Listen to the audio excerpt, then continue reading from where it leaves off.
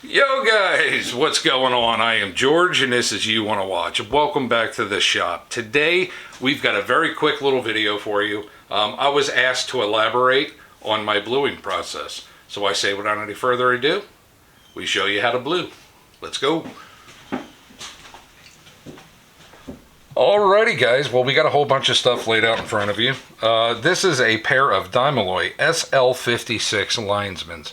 They're in relatively good shape, but I want to get these a little darker. A subscriber, Robert Hawkins, asked me to elaborate on my bluing process, so that's what we're going to get into. Let me get set up. I'm going to put the 1x30 here and get these things really clean, so give me a minute.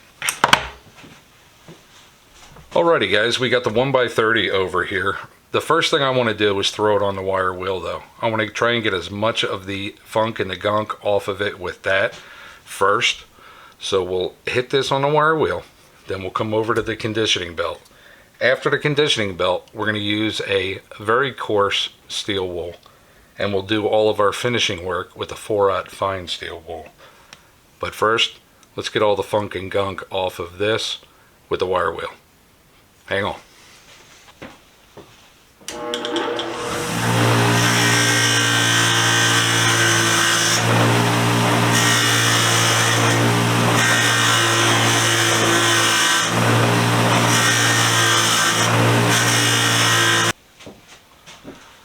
Alright guys, so after the wire wheel they came out looking like this. Not too bad.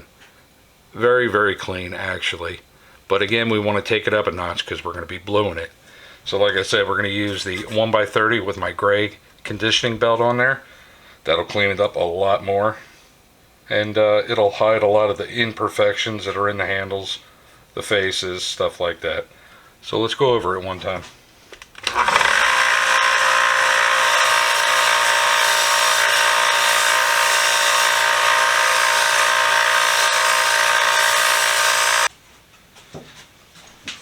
Alright, so the 1x30 is all done. These things came out fantastic. Super, super clean. I'm just going over it with the rough steel wool right now to get off any residual little bit of funk and gunk that might be on there. And then our surface will be prepped. The only thing that I do want to do is go over this with like an alcohol or acetone or any type of something that'll clean it, just to get your hand greases and stuff like that off there, because we don't need that. We don't need that.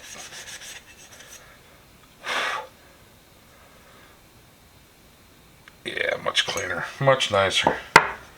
Get the face of that a little bit more.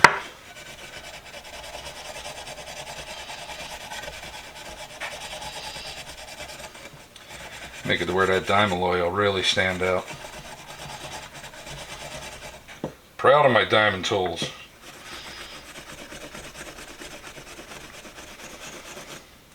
Alright.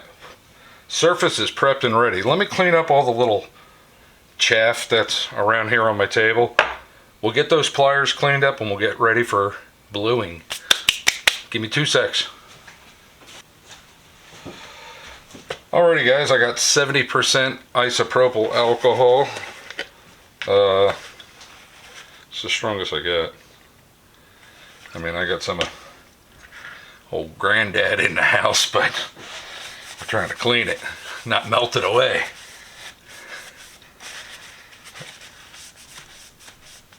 Let's see. I am wearing gloves because I don't want to get the oils from my hands on the material that I just cleaned up, so we're going to try and do this as it's supposed to be done.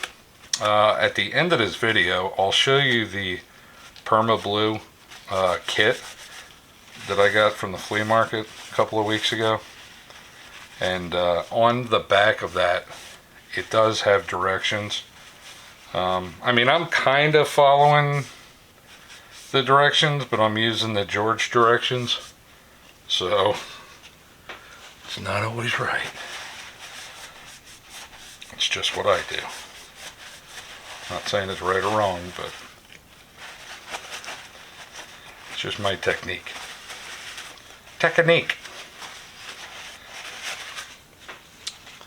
Sorry for such a short video on a Wednesday, guys, but, you know, just want to get this out there. I saw that comment and I thought, you know what, that's actually not a bad idea. I should show it. So, voila, here we are. All right, cleaned, ready to accept the blue. So let me get you zoomed in a little bit here. Rearrange the camera and whatnot. Zoomed in a little bit more. There we go. I'm never really worried about ruining my perma blue by constantly dipping my brush in and stuff like that. I've never had issues in the past. Some guys say you shouldn't do it, and they're probably right, but I just, you know, I do it anyway. I literally just brush my perma blue on, and you can instantly see, once your surface is super clean, how fast it just absorbs right in. I hope that is showing up.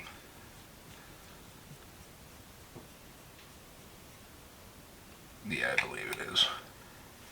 It's kind of hard to look at what I'm trying to do and talk and keep you in focus, so I'm just laying this right on the table and just going to paint it just like this.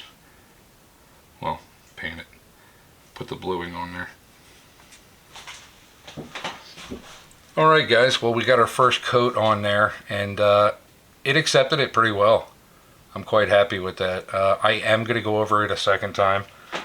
So let me take the bulk of this bluing off. Dry it off right quick. I am definitely going to go over this with the rougher steel wool, because I'm still trying to work the bluing into it, so I think using the rougher will give me the look that I'm trying to go for.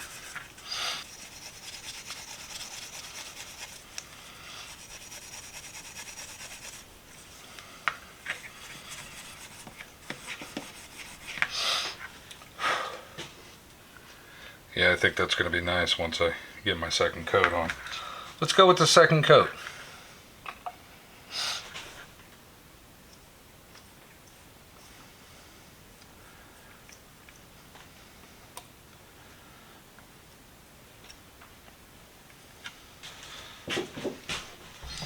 Alrighty guys, well, we are pretty much done with these.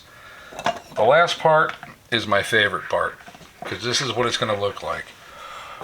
I like to use 3-in-1 oil with a 4/0 steel wool. I think it gets me a better look. So I'm just going to flood this thing out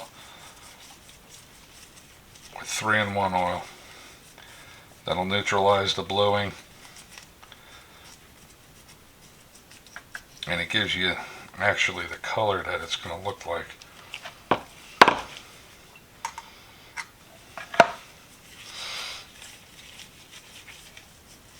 Yeah, I think that'll be alright. Alright, 4/0 steel wool, and we're just going to go over this real lightly to even the bluing out. It's not a very hard process at all. And like I said, I'll show you the directions on the Perma Blue box. So, I mean, I didn't follow every step the way that you're supposed to, but I kind of like my result. I think it looks good.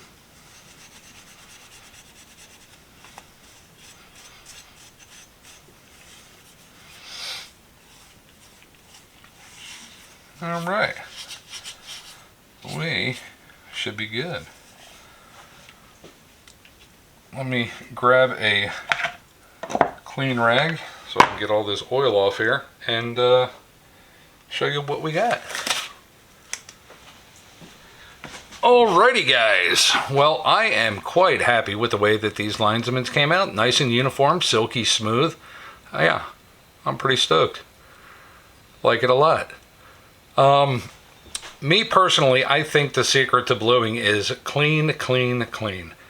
What we did to this was very simple. We threw it on the wire wheel. We threw it on the conditioning belt, the 1x20. We used a gray belt. We hit it with a rough steel wool, cleaned it with alcohol, let it dry, wiped it down. Then we applied our bluing. Then we hit it again with the steel wool, the rough steel wool. We put 2 coats on because I wanted it just a little bit darker. And then we finished it off with dousing it in oil and hitting it with the 4/0 steel wool, and that's what we got right here. So I am pretty stoked how these came out. Mr. Robert Hawken, I hope that this video helped you out. This is a Perma Blue set. I usually don't buy this. I usually just buy just the Perma Blue, but I got this at the flea market. It comes with a cleaner degreaser, the Perma Blue, and the blue and rust remover, a bunch of steel wool, some cleaning pads and stuff. But on the back of this is the directions that are completely written out. I think I just did 3 of the 6 steps, but you know, you can do it the way that they want you to, or you can do it my way. It doesn't really matter as long as the results are what you like. Don't forget, you can't ruin this by putting bluing on there. You can always take the bluing off. You just rub it down with steel wool until you get it as light as you want it. If you get it too dark, if you're not getting it dark enough, just apply more, let it sit, and then follow the same process. So that is it for this one.